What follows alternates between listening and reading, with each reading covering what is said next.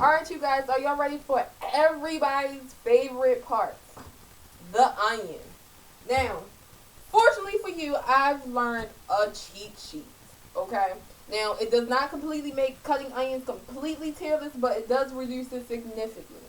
What we are going to do is we're going to take out our red onion, our white onion, and our yellow onion. The benefit of having all three kinds of onions is you get three different flavors. The red onion is more sweet, this is more spicy, and this gives you the best of both worlds, okay?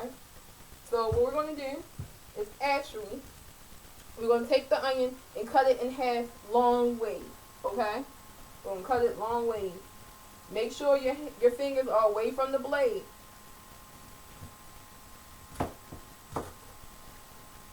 Now once you have your half of onion, you're in good shape. Now at the same time, we're going to go ahead and cut all three onions in half so that way we can wash them off all at the same time.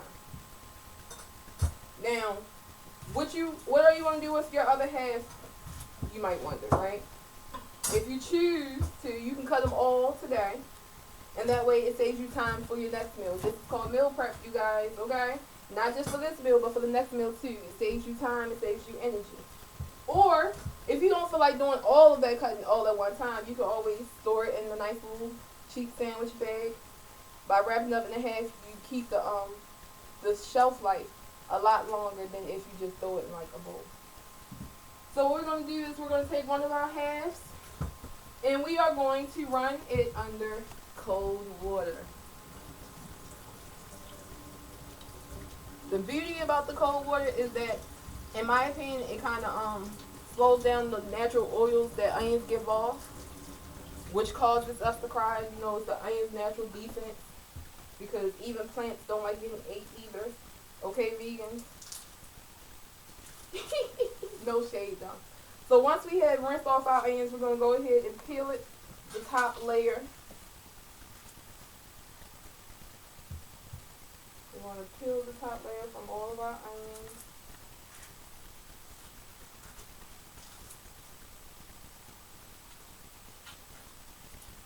Now the beauty about keeping the ends on the onion, right, instead of just cutting them off, is that that also closes in some of the juices. So instead of the juices squirting up into your eyes, it's still being transferred like back and forth from the root to the top, instead of being squirted on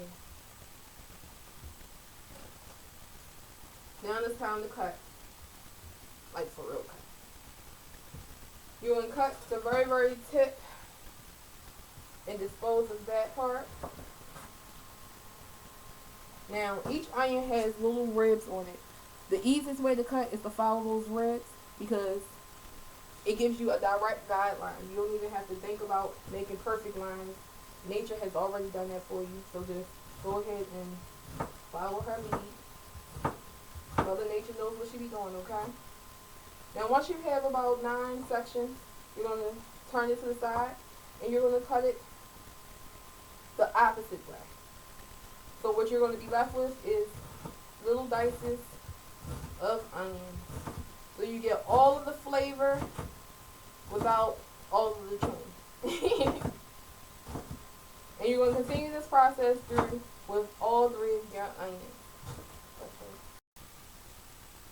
Once you have already cut all your onions, as I have done here, what we're going to do is we're going to scoop them up and put them inside of a handy dandy Ziploc bag, which keeps them fresh for up to about a week and a half.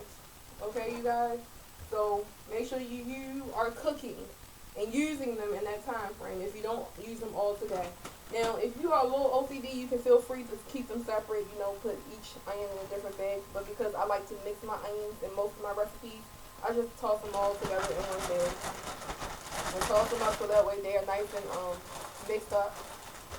We're going to turn our pot on. We're going to grab another stock pot, as you can see I have here. And we're going to turn it on to medium low as well.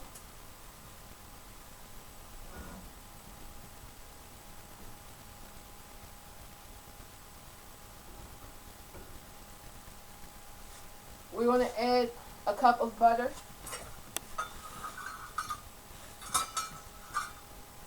And allow it to melt down. making sure we're stirring it around the pot so it evenly coats the bottom of the pot.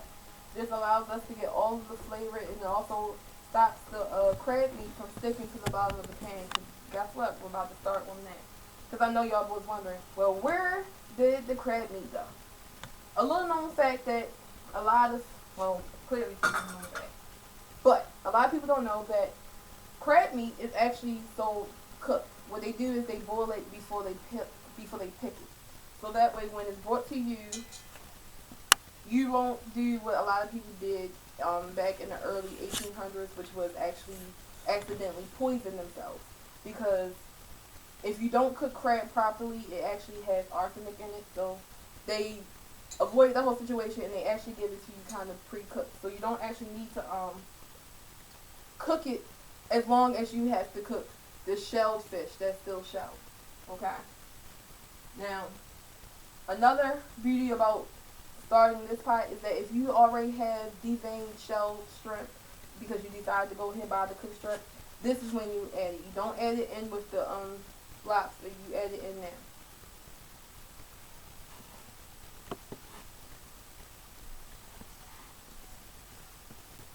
Once your butter begins to melt inside the pan, you're going to add a half a cup of olive oil. This way it spreads out evenly, and it makes it easier to digest, and it also mixes well with the Alfredo sauce we're going to add to it a little bit later. Okay?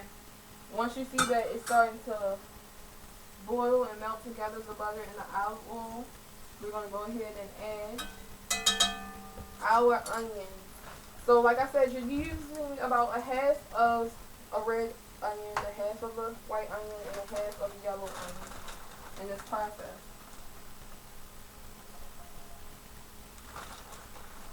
Now you can feel free to add more or less. So you choose. Altogether it comes to about a total of like 2 cups of onions altogether.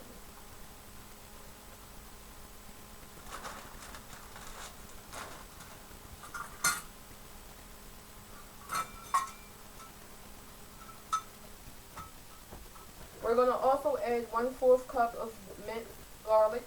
I like to purchase mine pre-minced, partially because of laziness.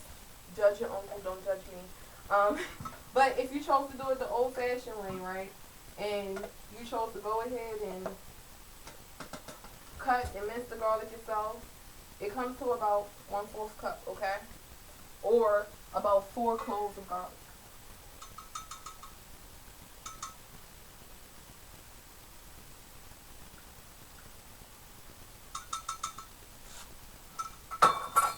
Now, while we're allowing those vegetables so far to get acquainted with our oil and butter, and then they start to fry up a little bit, start to cook and simmer, we're going to take this opportunity to go ahead and check on our shellfish to make sure it's cooking properly and evenly. We're going to stir the shrimp around. That way it all has a chance to get some of the flavoring. You'll notice that the lobster is almost done. It starts to get red. You'll know that your shrimp is done when they are all a bright, bright pink, almost red, and they are in the shape of a C, like, you know, for cooked. Now, once they start closing up to O, like to look like the letter O, that's how you know they're overcooked. Right now, we're doing pretty good. I think we got about 5 more minutes on them, and then we'll come back to them and how we're going to shell them and make them a part of our wholesome dish. Now, as you noticed by now, your onions and your garlic are having a nice little party in there. So what we're going to do is turn this party up. We are going to go ahead and add in our crab meat. Now, for you at home, if you received the ingredients list I posted that you will add lump as well as claw crab meat. However, I felt like being bougie, and I'm doing 2 things of claw. So I'm sorry, 2 things of lump. So judge your uncle, don't judge me. The benefit though of having claw crab meat is you get more of the ocean taste. I personally am just doing the lump because I'm actually making this for you guys. So I'm trying to be bougie and fancy. You know how you do when your out of town guests come over. You bring out the good china. I'm bringing out the good china. So we're going to go ahead and mix that around so that your entire load of crab meat gets coated in that olive oil and butter, and get the onions thoroughly mixed in there, okay?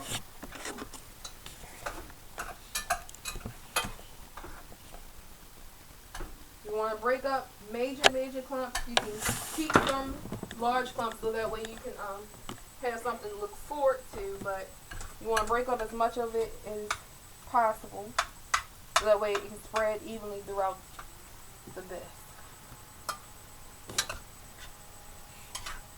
Now, while we have it nice and coated, we're going to go ahead and start adding some more of our seasonings from earlier. We're going to start off adding some more celery seed. That's going to be about a teaspoon. We're going to add about 2 teaspoons of smoked paprika. We're going to add another packet of Sazon.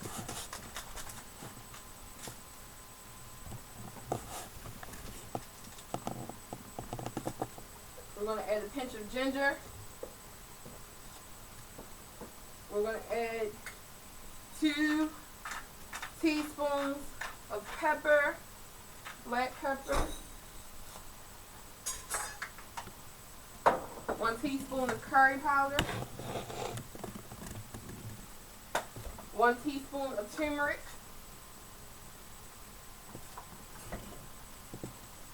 2 tablespoons of Italian seasoning. Now, I like Italian seasoning because it has a lovely blend of some of my favorite herbs. Herbs like sage, oregano, basil, and rosemary.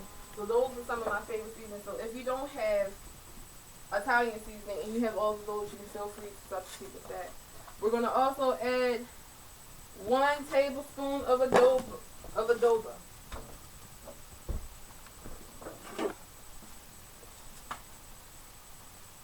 A pinch of cinnamon, a teaspoon of seasoning salt, because again we don't want it to be over salty, and we don't want a whole lot of MSG. That's high blood pressure. We don't need that. We're going to add 2 tablespoons of garlic, granulated garlic, 2 tablespoons of granulated onion,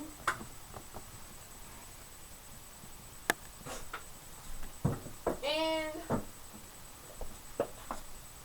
2 tablespoons of onion powder.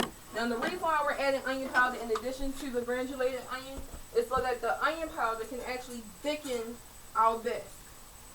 It's going to serve as a thickener. Now our seafood is over here throwing the temper tantrum, okay? So what we're going to do with that is we're going to turn that off, and we're going to mix our crab meat and onions and seasonings around.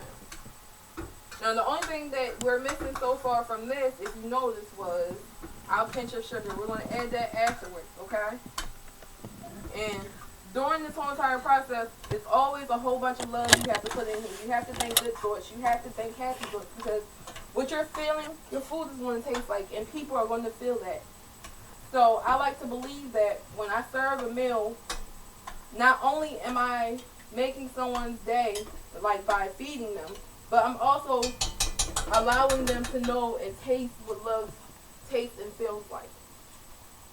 Now, like I said before, because crab meat is already pre-cooked, you don't really have to do a whole lot to it. So while we have it going, what we are going to do is add our broccoli and our cauliflower, carrots, and broccoli mix, also known as broccoli Normandy.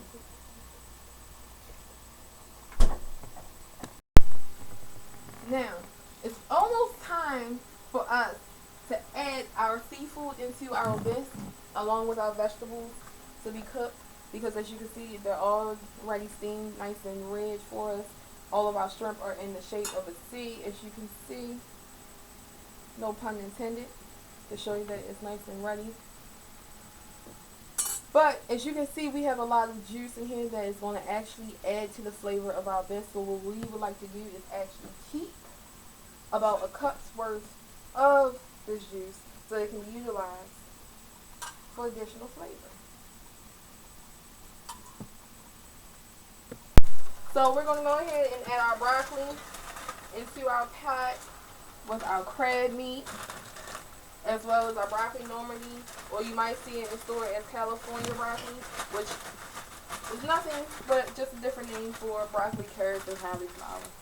Once you have added those vegetables, go ahead and mix it up. Make sure all of the crab meat is mixed throughout. And we're going to allow that to steam for about a good 10 minutes while we work on our shrimp and lobster so it can get ready to be added to our bed. So once our shellfish is completely cooled off, because you don't want to burn your fingers, what you're going to do is you're going to take it out and you're going to go ahead and start deshelling it. We're going to start off with our shrimp. Our shrimp is kind of like one of the easiest things to deshell, especially once you purchase the ones that are already deveined. So what we're going to do is we're going to just simply pinch it. And as you pinch it, you see the shell clearly pops off. And we're going to just dispose of it. Again, even for the bottom part, all you have to do is pinch, and when you pinch it, kind of pops out. We're going to do it again for you. We're going to pinch it right where the legs are so that the meat comes out. And then we're going to do the same thing for the bottom so the tail comes off and you get a nice little clean whole piece. Okay. One more time, real slow. You just take your 2 fingers, squeeze the bottom where the legs are, and pull down all of the shells. And then for the bottom part, pinch it again, comes right on off. And if you have any extra juice, go ahead and pull it off. Go ahead and add that to your bowl. Next, we're going to start on our lobster. Now, one of my favorite chefs, which is Chef Ramsay, he has a video tutorial on YouTube on how to crack open lobsters the proper way. One of the things he does is pushes down on it just a little bit so it cracks, to make it a little easier, and then you just turn it over, and right along the rib cage, you just open it up, and you get yourself a nice chunk. Not even chunk, you get the whole tail out. Pretty much just one open.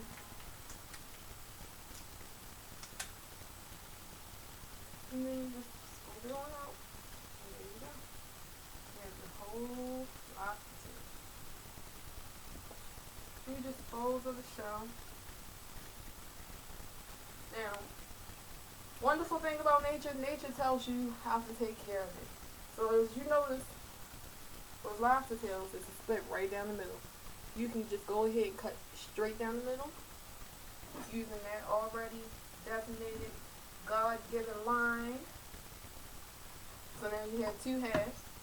Now, if you turn it over, you notice again, you have more line patterns to follow. So you get nice little chunks of lobster inside your seafood bisque. And King of One complained that they're not getting an even share because you're using God's designated line. You feel me? And so once you have it chopped up into your desired size pieces, because you don't necessarily have to follow that, but I just like it because it gives you a wonderful even sized chunk. Like each one comes out to about the same size. Almost each and every time. So go ahead and add that to your peeled shrimp and the rest of your lobster. Mixing it around a little bit so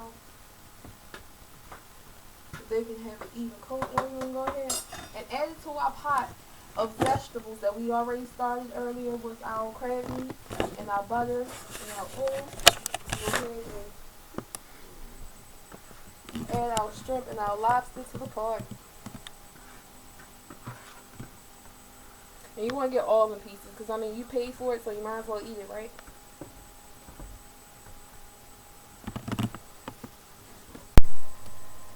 Okay, so then this part is the fun part. Now we get to turn up the heat and turn up the speed. So we're going to raise our heat to about medium high. And we're going to give our seafood mixture and vegetables a nice mix. Make sure that it's nice and evenly coated with your butter and the seafood juices. Because now we're going to add our Parmesan cheese. What we're going to want to do is add a cup of your favorite kind of Parmesan. You can use fresh shredded Parmesan. I personally like the grated kind because it allows it to thicken the sauce without becoming too thick, like too cheesy, you know. It gives you more of a gravy feeling. And you just want to toss that inside of your pan, stir it. We're going to be doing a whole lot of stirring now, you guys, okay? Stick with me. This is when you get your exercise on. You burn the calories before you eat them. We're going to go ahead and add another half a cup of your chicken broth.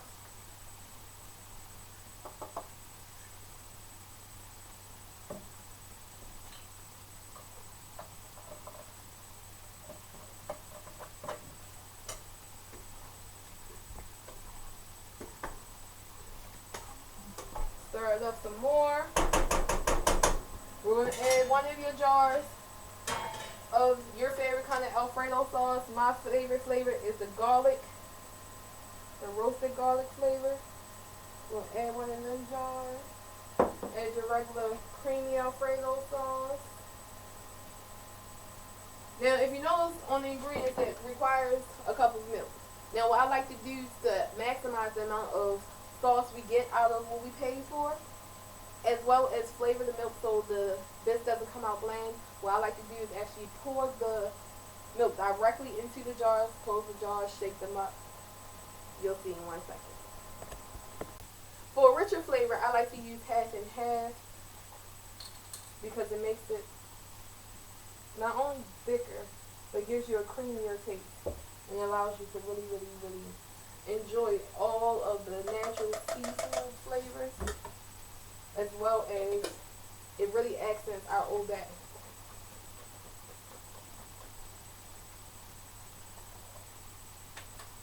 You can go ahead and pour into your other empty jar, so you can get all of that Alfredo sauce out too. And we're going to pour it directly into our pot.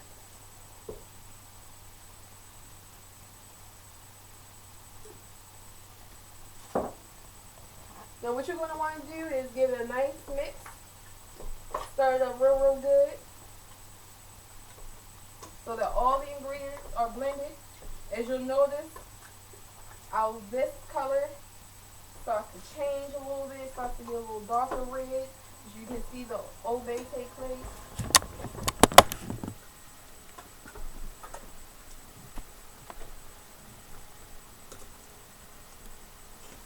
And this is when all of the flavors start really having a party together. They're dancing, celebrating. You'll have big clumps of broccoli. You can take this time to break them down, because as you notice, as it steams and cooks together, the broccoli becomes wilted. What you're going to want to do is now let this simmer for about 15 minutes. You'll know it's completely done when all of your vegetable pieces are nice and soft and easily cut with your spoon. If they're not quite there yet, then you're not quite done.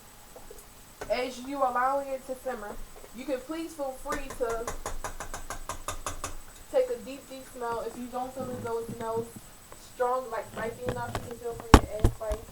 After about 5 minutes, you can taste the spoon for yourself. And once you notice that it might be sweeter or it might be bland, you can add as much spice as you want. Again, I am a soul food cooker, so I like to cook from the soul and from memory for the most part. However, for those of you at home who don't feel quite confident in your ability, just literally do a pinch at a time. That's what my mom has always told me. If you ever get nervous about putting in too much spice, you just do a pinch at a time. The beautiful thing about soups and this are that if you just so happen to put too much spice, you can easily counteract it by adding water, or for instance, for our bisque, you can just add more milk. I am really, really grateful that y'all chose to stick it out with me. I hope you enjoy your biscuit at home. And again, happy 8th year anniversary. Thank you, you guys. That's 8 years of love, 8 years of appreciation, 8 years of choosing to love on somebody. And I thank y'all for loving on me. Appreciate you.